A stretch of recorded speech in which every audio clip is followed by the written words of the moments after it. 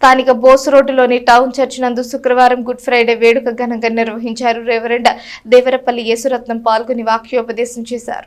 సర్వ మానవాళి కోసం ప్రభువైన క్రీస్తు ప్రాణత్యాగం చేసిన రోజును శుభ శుక్రవారంగా పిలుచుకుంటామని, ఆయన చూపిన శాంతి మార్గంలో ప్రతి ఒక్కరూ నడవాలని, దేవుని ప్రేమలో ఆయన నామంలో ఏకీభవించాలని సంఘ కాపరి రెవరెండ్ దేవరపల్లి యేసురత్నం క్రీస్తు విశ్వాసులకు సూచించారు.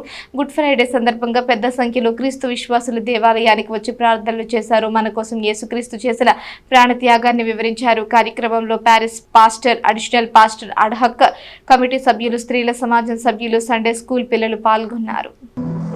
తెనాలి పట్టణ పురపతులకు మనవి చేస్తున్నాం.